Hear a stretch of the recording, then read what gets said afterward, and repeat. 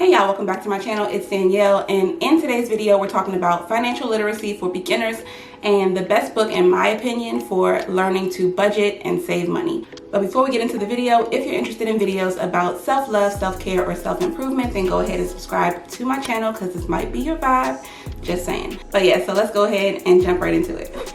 So I made a video recently talking about how we were able to save $11,000 in 3 months. And in that video, I mentioned a book that I said really changed our lives. And without further ado, the book that I read is called I Will Teach You to Be Rich, and the author is Ramit Sethi. I actually read the second edition of this book because he has a more outdated version. Obviously, you don't want to read that one, so definitely read the second edition because that's going to be the most up-to-date version of it. But let's talk about why I think it's the best. The reason why I like this book so much is because it really does a great job of breaking down budgeting, debt payoff, credit cards, and investment practices in depth. It really goes pretty deep into each of those topics, and I'm going to tell you a little bit about each one of those things and what I learned from the book so that you have a good idea of whether or not you think this would be something that you might want to read. Another thing that I like is that it's broken down into a 6-week program. So it's going to tell you specifically what you should be doing on each week. So it's going to say on week 1, you should be focusing on this. On week 2, focus on this. So it really makes it user-friendly and easy for you to follow along and do all the things that are explained to you in the book. And because it breaks it down into a 6-week program, it gives you small, bite-sized, actionable goals and steps that you can take to reach your goals. So not only are you getting the knowledge in the book, but you're also getting a step-by-step guide to implement everything that you learned. So he's not just telling you what to do, but he's also telling you how and when to do it. He does a really good job of explaining the thinking behind each of those steps, and he also provides real-world examples and case studies. So like I said, it just makes it really easy for you to follow along, and I don't think there's a more comprehensive financial literacy book on the market, not one that I've read anyway. There are like 5 main topics that you're going to learn throughout the book. So those are debt, budgeting, credit, investing, and saving. So I wanted to go into a little bit of each of those just to give you guys a little bit more information about each of those things so that you can kind of get a feel for some of the things that you're going to learn in the book.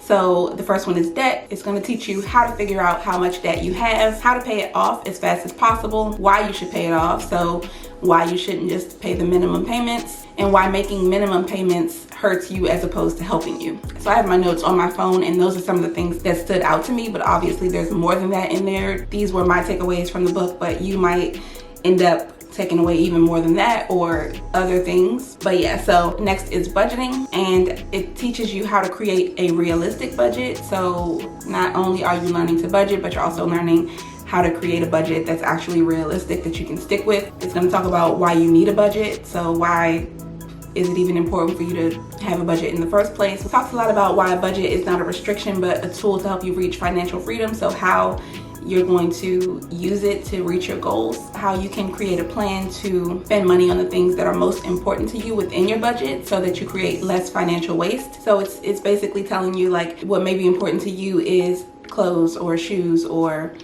sunglasses or kayaking or whatever.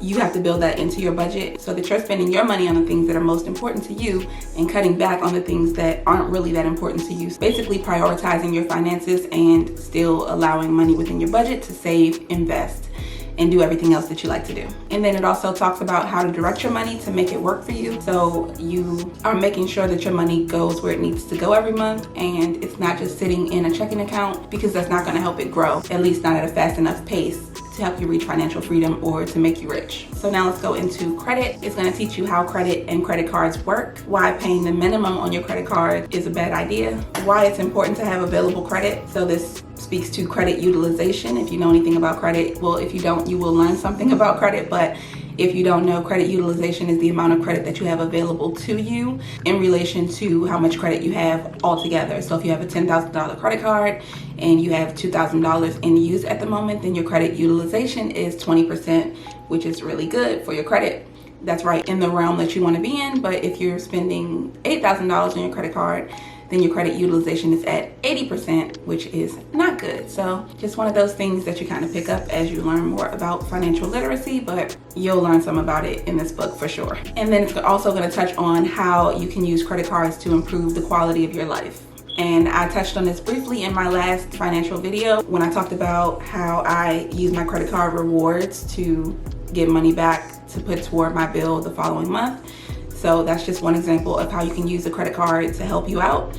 And you'll get plenty more examples in this book. So of course you're going to learn about saving, and some of the things that I learned were how much money you should be saving is in relation to how much money you're actually making, why you need to be saving, as well as investing, and why saving is not enough if you want to reach financial freedom, how to save for a major purchase like a car, a house, or college for your children. I learned about different types of savings accounts and when you should be using them, and also how to use different kinds of savings accounts to reach your goals, and why you should have multiple savings accounts if you have multiple goals, why you should be keeping your money separate. Just a ton of information is in this book. I'm telling you, if you are a beginner as far as financial literacy goes, and you really want to take a deep dive into the basic principles, and then also get a little bit of the more advanced topics, then this is definitely a book that I recommend that you read right now. And then lastly, I learned why a high yield savings account is a must. So the last and final topic is investing. So it's going to teach you the different types of investment accounts and the situations in which each type of those accounts is the most appropriate to use. So should you be using a 401k? Should you be using a Roth IRA? Should you be using a regular IRA? Who should you go to get these accounts through? What's the minimum for investing in these accounts? How do you choose your portfolios, your stocks and bonds? How do you vary your portfolio? How do you choose a mixture of both high risk and low risk investments? All the things, I'm telling you. Everything you need to know is in this book. I cannot stress that enough. This book is amazing. I learned so much. So it also touched on how investment accounts work, the power of compound interest, and this is one that just blew my mind. I didn't know anything about this, never heard of it before. Can't forget it now because I know it's life-changing, and it's something that if more people knew about it, more people would take advantage of these accounts and get you there a lot faster if you know what you're doing. So that's why it's so important to understand financial literacy and know where you're going and have actual goals for your money, because otherwise you're basically just wasting it on things that you don't need and that don't provide any returns, which not what we want. And lastly, it talked about why you should be investing at any age. Obviously, the sooner you start investing, the better. There is no age that is best to start just as soon as possible. If you're in your 40s and you're just now, getting hip to it, and now you're understanding that you need to invest, then start investing in your 40s. But if you're in your 20s, you're getting a head start, and that's even better. But there's no bad time to start investing, and there's also no right time. The right time is always now, basically. So that is it for this video. I hope you guys enjoyed it. Hope you learned a lot. Hopefully you will check out the book. The link is down below in the description box, of course. Go ahead and purchase it, read it, and then come back and let me know what you think about it. Again, the book is I Will Teach You to Be Rich by Ramit Sethi. Definitely a great read, definitely worth every single penny, definitely a wealth of knowledge inside those pages. So yeah, that's it for this video. Hopefully you enjoyed it, and I'll see you in the next one. Bye.